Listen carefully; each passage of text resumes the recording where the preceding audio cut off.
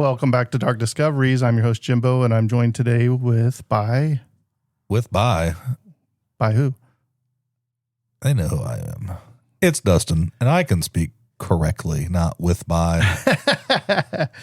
So, Dustin, it's been a while since we did a good old-fashioned conspiracy, so I think this that's been on the docket for several months. Oh, how long is your conspiracy? Because do we want to blow 2 conspiracies in one episode? I don't know if there's going to be time, because there's a lot here. I've got a good conspiracy too, and one the listeners won't expect. So I guess they'll have to tune in next time. Yep. Or another time. Or sometime in the future. Maybe never whenever again. we decide to do it. Because it's only been done for, just like Killdozer, it was only done for like 8 months. Right. So the conspiracy we're going to dive into today is... Oh, it's a controversial one, I think. Yeah. Here's the conspiracy. Was Harriet Tubman secretly working for the government? Which I guess it's not really that controversial, but we'll see if it gets there. Specifically, was she an agent of early American intelligence? Was the woman known as Moses, the liberator of hundreds of enslaved people, part of a covert agenda? We're going to be honest and clear right from the very beginning of this. There's no verifiable evidence that Harriet Tubman was ever worked for the FBI or the CIA. Kind of like my old, going back to almost a year ago to the 4th of July about the George Washington assassination attempt, that there's like no rock hard evidence. Or is Garth Brooks a serial killer too, right? But there's connections. Especially since neither existed during her prime. So they weren't even there, right? So you had the Secret Service, but that was to go after counterfeiters. We're talking about the FBI and CIA, Dustin. I know, but you had the Secret Service, which was to help coerce counterfeiters. But are you sure? Do you know when Harriet Tubman lived? It was Civil War time. When did the Secret Service start? It was under Lincoln. When? You better look it up. It was under Lincoln, and I'm wondering, So here we go. Well, while you're looking that up, we'll continue. Oh, I can tell you real quick. So, sometimes conspiracy theories, they rarely care about... July 5th, 1865. Yes, so they were not around yet. Not even yet. Okay. Yeah. Because the FBI was founded... That wasn't until what, July 26th, 1908. Right. What about the CIA? The CIA was founded on September 18th, 1947. So I was way off. I am going to say that so far you picked a horrible topic because those places don't even exist. But it could have been the starting roots or before they were named that. The FBI, it was... It did have kind of function under a different name. So was that when it was started or when the name changed? Right. So like I said, conspiracy theories, they don't care about timelines or facts. They're just fun to talk about, right? They thrive on mystery, misdirection, and the allure of hidden truths. So today we're not just going to debunk the theory. We're going to explore it. We're going to look at how this theory began, what elements made it seductive, and how it fits into a broader pattern of rewriting American history. And the Bureau of Investigation was in 1908 as well. So I'm already going to start throwing shit on your information. This through a conspiratorial lens. So let's begin with, what do we know about Harriet Tubman? Dustin, what do you know about Harriet Tubman without looking it up? I know that she was an African-American woman who helps free a lot of slaves via the Underground Railroad and was probably... I would say probably responsible for getting the most people to safety out of anybody. And wasn't there talk about replacing her or putting her on was it the $20 bill? Replacing Jackson? Was that what it was? Yeah, because you couldn't pick a nicer person to replace. Right, absolutely. I would have put maybe Sacagawea on the $20 bill over him because she got a gold coin. She got a gold coin, but he did not like Indians either. Right.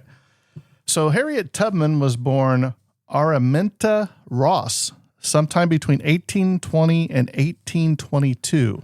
You do already have an alias, so there could be government conspiracies involved. In Dorchester County, Maryland. She was enslaved from birth, and like most people born into slavery, her birth is undocumented, her childhood unprotected, and her future uncertain from the very start.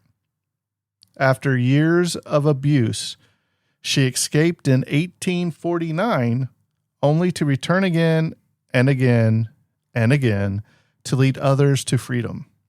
Before she became a legend, before she led slaves to freedom and conducted military raids, she was simply Araminta, nicknamed Minty. Did you know her nickname was Minty? I never knew. I didn't even know her real name was Araminta. So I'm learning a bunch of stuff already. Which sucks because, you get a lot of these stories of people like Harriet Tubman, and you don't really know the full story. She's going by a different name, and if you didn't know. Well, let's face it. And you're growing up in school, you might have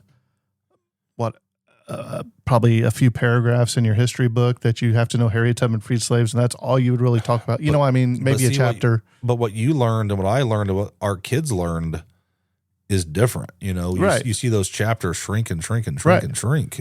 So her mother, Harriet that was her nickname, I guess, Green, was owned by Mary Pattison Brodus, while her father, Ben Ross, was held by Anthony Thompson on a neighboring plantation. Her parents were married, but under slavery, even marriage was precarious. No ceremony could shield you from being separated at a whim of an owner. It's terrible. It's all the highest bidder, We're going to talk about some terrible things, and let's just say right now that we do not agree with it. No, hopefully, 1,000%. Hopefully they didn't at minimum keep, they would keep the kids with the mother and not take them out too, because then you start moving the mother, the father, and the children all different places. It's just, that's a travesty in itself, let alone, what happened. Speaking of children, she was one of 9 children. Over time, several of her siblings were sold to distant plantations. Her family was constantly under threat of being torn apart, and in some cases, they were. One of her earliest traumas was seeing her older sisters, Lena and Soph, taken away in chains, never to return. Tubman would later say that this experience ignited her fierce hatred of slavery. From the age of 5 or 6, Minty was hired out to white families, a practice known as, quote, being rented out. She was often subjected to extreme cruelty and neglect. At one household, she was made to watch over a baby all night and was beaten if it cried. What does babies do half the time in the middle of the night? I pooped, so I cried. I'm hungry, so I cried. I cried, so I cried. Right. And I pooped, and I'm hungry, so I cried. And I just cried a cry. That's what babies do. So she still bore the scars decades later. I mean, it's like the movie. Was it Glory with Denzel Washington, where he's getting whipped and you see the back and like all the marks, and it's just, if anything stuck with me from like that movie was that scene right there that just burns an image into your mind. And it's, we're only 150 years past that, and it feels like we should be way past it, but it's just such a dark thing that happened all over the globe. But wait, it gets worse. The most devastating injury of her life came at around age 12 or 13. One day while working in a store, she encountered a slave escaping from a field. A white overseer demanded she help restrain him, but Minty refused. The man threw a 2-pound weight at the fugitive, missing him, but hitting Minty in the head instead. She nearly died. She was in a coma for days and suffered for the rest of her life from seizures, narcoleptic episodes, and vivid visions. But she interpreted this as divine communication. In her words, she saw God and he spoke to her. From then on, her religious conviction became unshakable. She believed she was chosen to fulfill a higher purpose. At some point in her late teens or early 20s, she changed her name to Harriet in honor of her mother. She married a free black man named John Tubman around 1844, though the marriage was strained. Being married didn't free her, and when she began talking about escaping, John discouraged it. He even threatened to turn her in.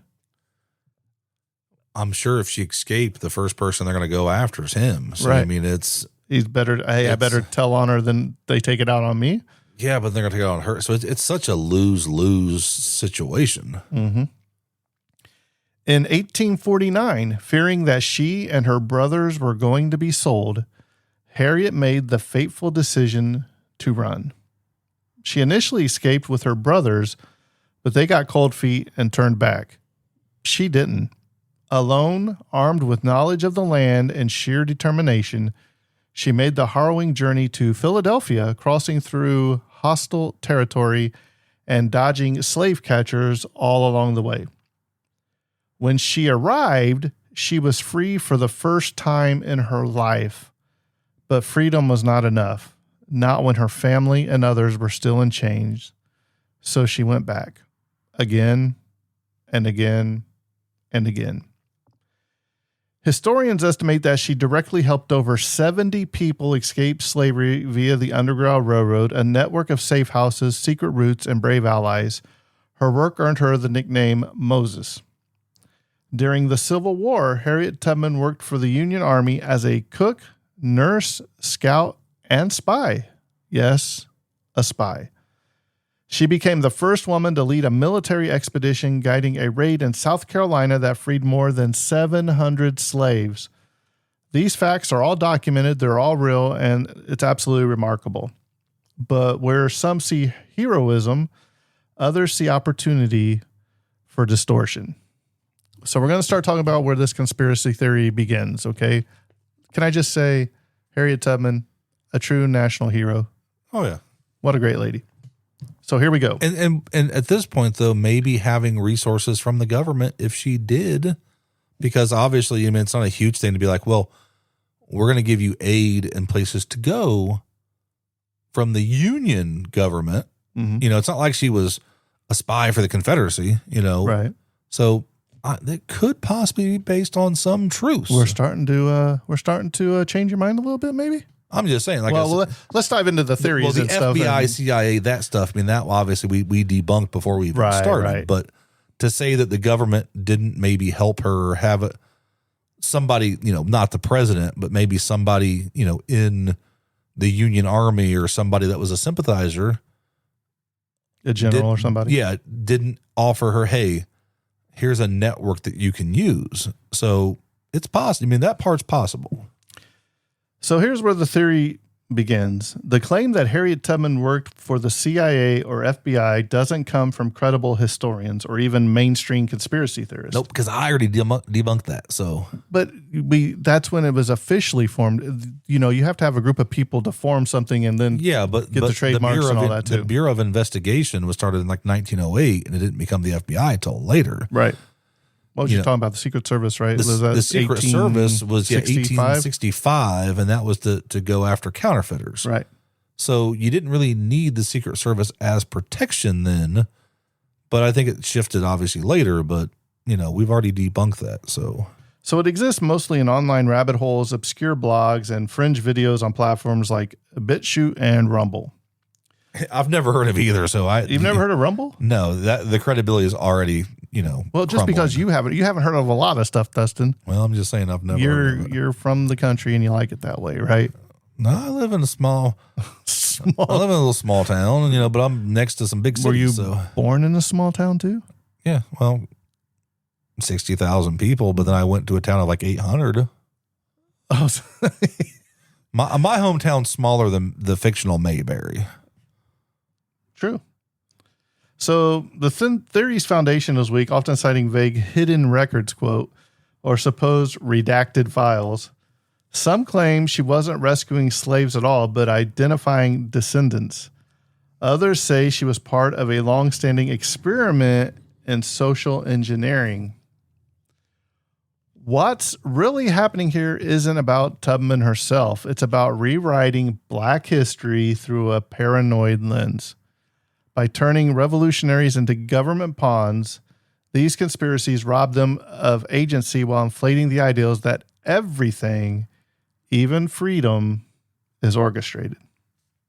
Still, there's one real thread we must acknowledge.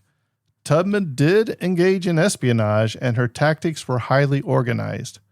So let's dig a little bit deeper into that next.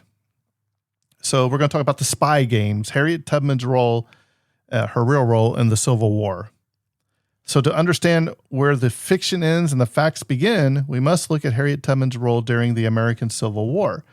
Because while she wasn't a CIA agent, how could she be? She was a spy. And that truth may be the spark that ignited the fire of conspiracy. After escaping slavery, Tubman became involved with abolitionists in the North. During the Civil War, her knowledge of Southern terrain and culture became invaluable to the Union Army. She worked alongside General David Hunter and Colonel James Montgomery. Under their command, Tubman helped plan and lead the Combahee River Raid in June 1863. This mission involved 3 gunboats sailing up the Combahee River in South Carolina, guided by intelligence Tubman gathered. This was no ordinary raid. It freed over 700 enslaved people in just one night. Tubman's success relied on an intricate network of informants, careful reconnaissance, and coded communication. She recruited local Black scouts, some formerly enslaved themselves, who helped map Confederate defenses. She was doing classic intelligence work well before the formation of the FBI, which wouldn't exist until 1908, or the COA, which came much later in 1947. So I had it in here, Dustin, just not yet. So could these operations have planted the seeds for future intelligence agencies? Possibly. But the idea that Tubman was secretly working for them ignores a key point. She was fighting against the system, not for it. Still, let's entertain the thought for a moment. Could early government factions have used Tubman's operations for their own ends?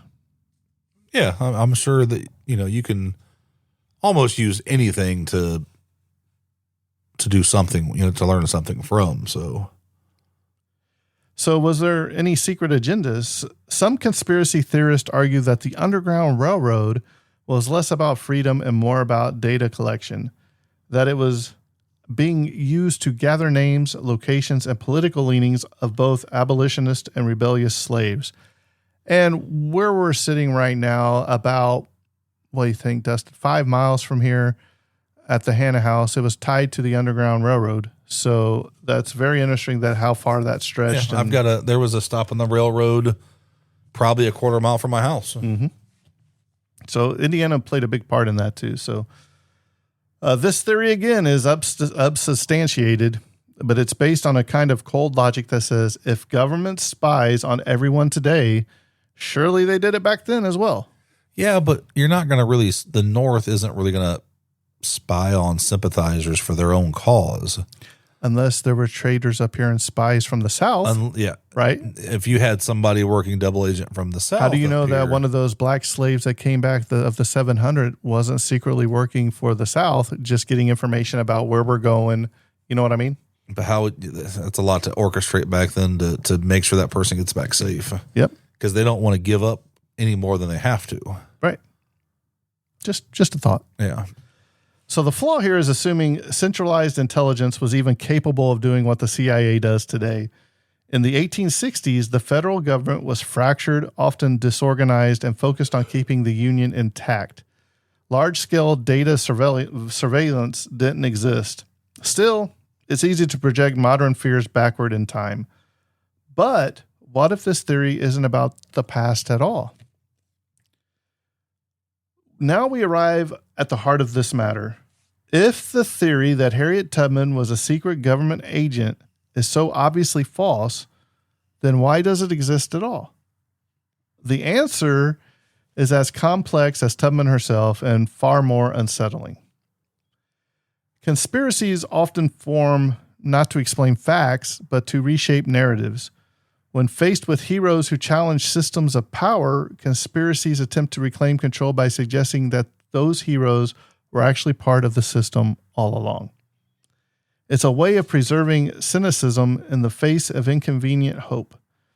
This is especially true in conspiracies involving black revolutionaries.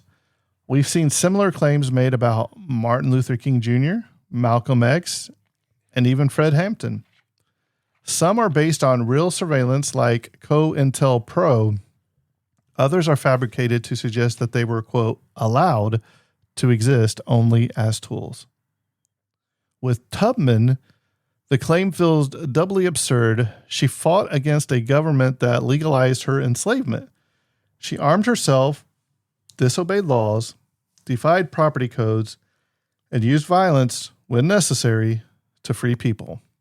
And yet some people still believe that she was a plant. What's happening here is not a quest for truth, but a kind of historical gaslighting.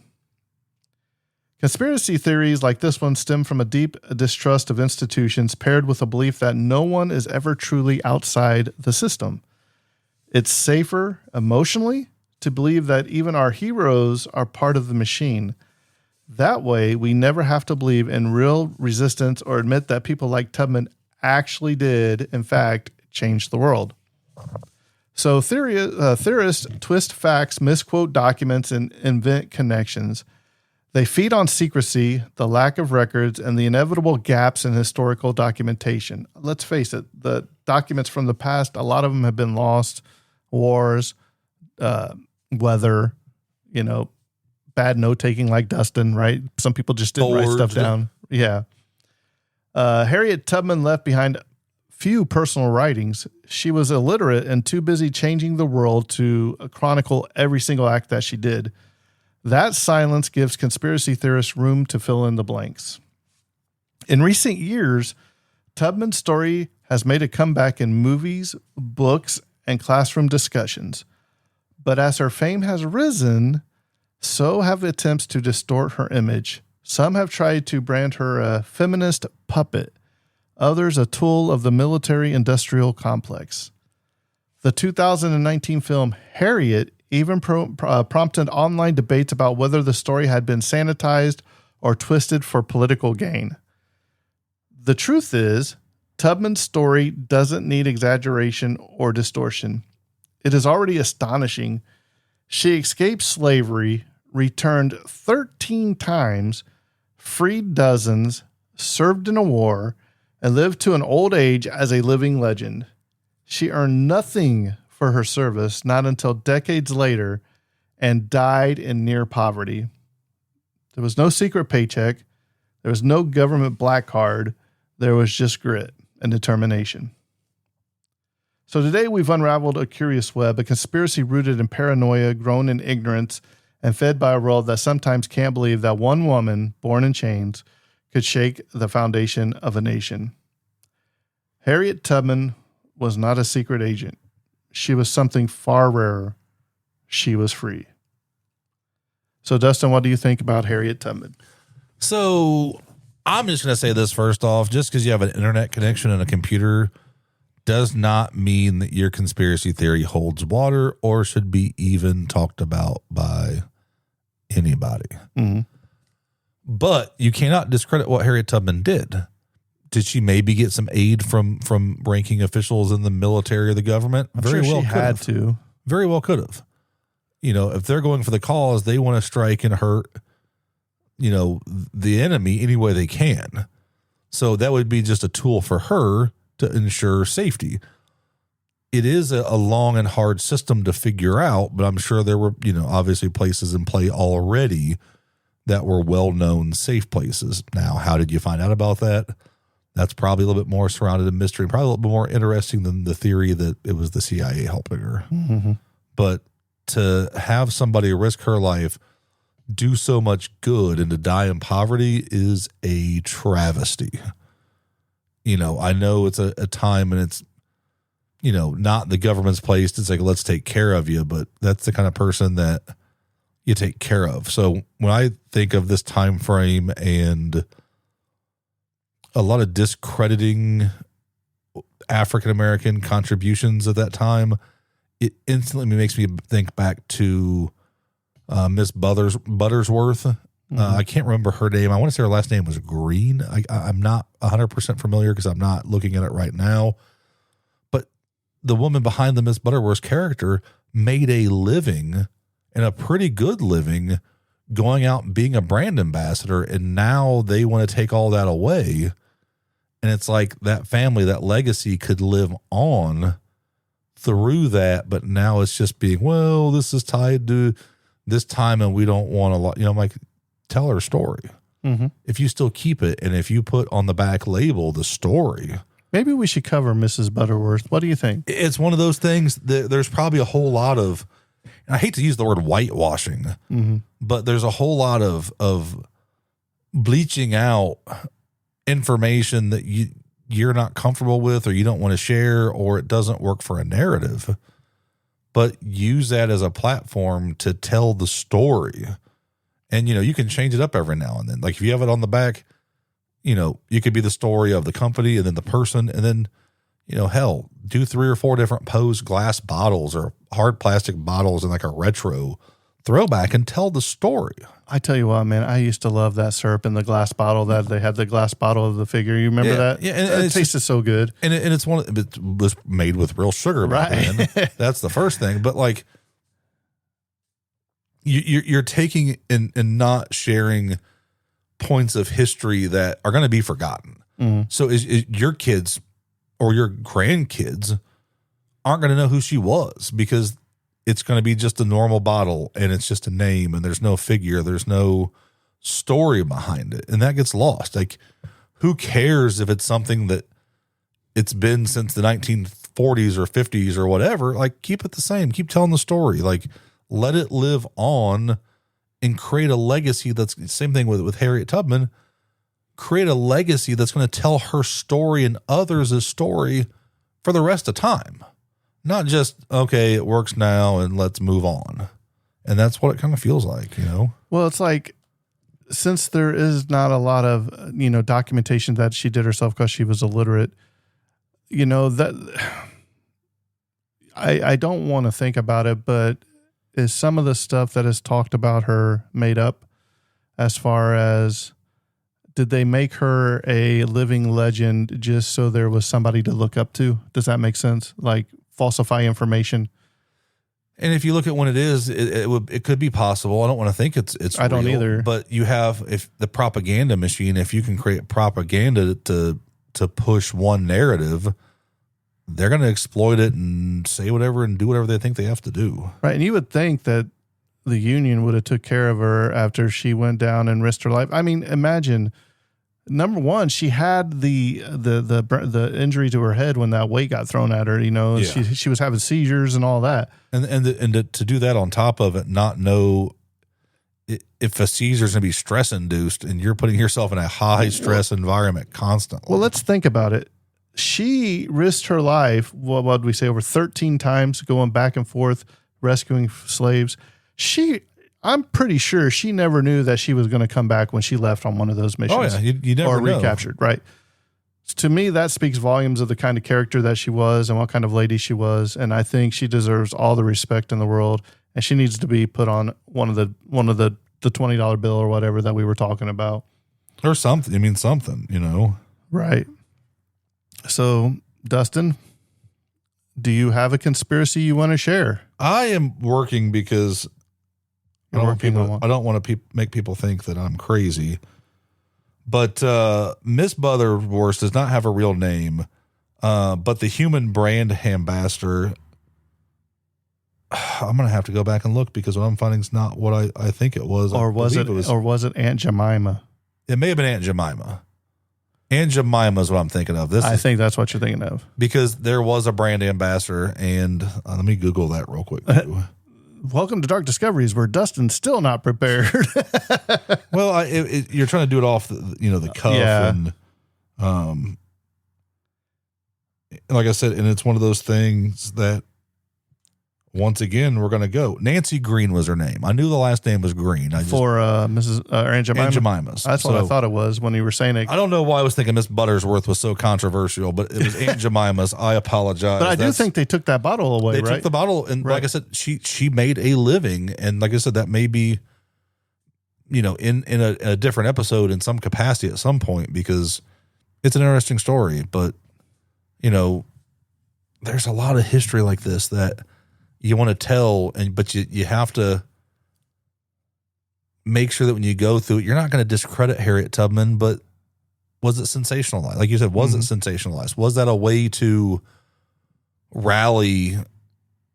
Was it just morale to keep people, fighting every day to survive? Or, is it 100% real? Was it, exaggerated a little bit? We'll never know. But we're still talking about her. So that's something right there. Right. I mean, I hope that they at least gave her something, but as far as I could find, I don't think they gave her anything, which is terrible. Yeah, that's a rough way to, but like I said, if you do it for one person, you have to probably do it for every, so I get it, but at least do something. Right. And like I said, unfortunately, we're still in a time frame. You feel like you've advanced, but then something happens and it kind of puts tensions back in, and we shouldn't have tension from black, white, Asian, Hispanic anymore. Like we should be way past that.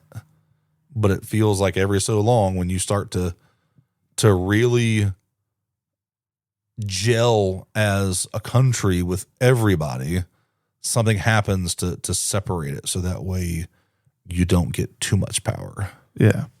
So Dustin, I believe you're gonna look up get that far because we were talking. I was listening. Well, Dustin's going to be looking up a missing child from Maryland. We figured we would do a child from Maryland, since that is where Harriet Tubman.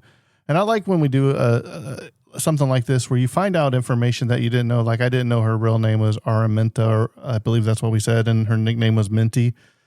I think that's interesting when you can find certain things like that in history that you never knew. So yeah, I mean, and that's just more of the story. And I don't know. I think you should. I don't know. It's dark discoveries, but it's almost like you hope you should give us more about her. We feel like we missed the chance. Maybe we'll do a biography on her sometime. You know what I mean? But this was just focused on the conspiracy, as if she could have been. And I'm going to say I don't think so. She was a spy, sure, but I don't think she was, working for the government as elaborate as some people believe she was. No, and if you're doing something to undermine the government, you could have people trying to make it look like you're working to make sure that they look better. Because there is always a twist that they're going to be. Well, think about this. Do you think it could have even been darker than that? They could have said, okay, either you go back and bring some more, or we're just going to turn you back over. Yeah. I mean, I don't want to think about that, but I wouldn't put it past our government. Yeah. And so now here I'm looking at all these missing kids from Maryland, and you've got Angel Mayan Monterosa, missing since May 4th, 2026, from Brooklyn, Maryland, age 16. There's just a lot. And you hope by the time this comes out, they're found, because these are still very fresh cases. But it doesn't give me, let me see if it's on the poster. Yeah, it's on the poster. Like her case number and all that should be on our poster. So his case number looks, but it won't let me zoom. There we go. Looks like case number should be M828933206. And like I said, if you have any information, you can get with the Baltimore Police Department, 410-637-8875. You can also go to the website is missingkids.org. You can go on. There's some QR codes for different things. If you have something that you've seen, or you look and browse your area and you see something to get more information, you can scan those QR codes. You can pass along information if you have any. But like I said, it's crazy that within like a 6-month period for Baltimore, there was a dozen. So, like I said, like we mentioned last week, just talk to your kids, keep them close, have them keep an eye out, have them look over their shoulder. It's becoming a real problem. And I don't want to say a real problem. It's probably been a real problem for a long time. The internet gives you more access. But now cell phones and all that's Facebook and all that's came out.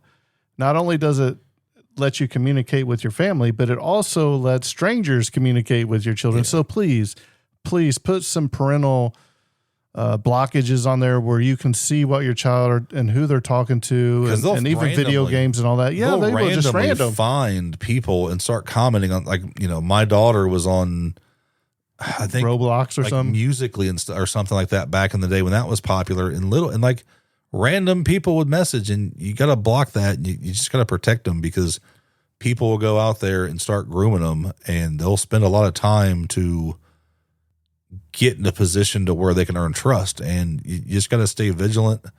You got to stay vigilant at home, what the search histories are, who they're talking to in public. Just like I said, just keep an eye out and teach them what to look for and what to do if they sense something. Yeah. So if you see anything, please say something to one of the local law enforcement there. And if you don't feel comfortable going to the police, maybe something in your past or something, you can always email us at thetragedycinema@gmail.com or darkdiscoveriespod@gmail.com, and we will contact the proper authorities for you and give them a tip. Say, hey, we got this pass tip. That information along. Exactly.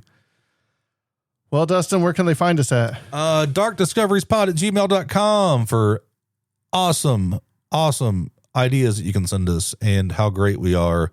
We don't take negativity. Honestly, if there's something we can do better, always tell us. Oh, by the way, Dustin, happy belated birthday. Well, thank you. This will probably be 2 or 3 months after, but then they'll be wondering. They'll be wondering what day it was. Dustin, that will remain a mystery. For those that, if you like, I don't ever remember Dustin's birthday, I will tell you when Dustin's birthday is, because he is a Star Wars baby. May who does 4th. Not like Star Wars. Yeah. So my aunt says, you don't give a shit, but you have the ultimate nerd birthday. Yeah. So now they know my name. Now they know my birthday. So now he expects presents in the mail. No, well, I got to make sure that nobody tries to hack me. Oh. Do you want his full legal name too while we're at it? You've already done it once. I know. They're going to go back and search through all the history and be like, but the Facebook group, we try to have a little bit of fun in there. Like I said, I'm not as active as I need to be, but there are some people in there who are. But you have the Facebook page, Dark Discoveries. We're on pretty much all your social stuff. But and guess what, Dustin? Guess what we're getting ready to do? What? I don't think I've even told you. We're getting ready to host a live Zoom call with anybody that wants to join. Yeah, one of our Dark Discoveries. We're going to have Sean and Amy and maybe Tim and Kevin. Yeah, it'll be we call them dark discussions. So I think dark discussions are, we want to be lazy and just, and when we BS. do it, you will be recorded. You will be on the air with us. We're going to do it face to face. You'll get to see us. We'll interact with you.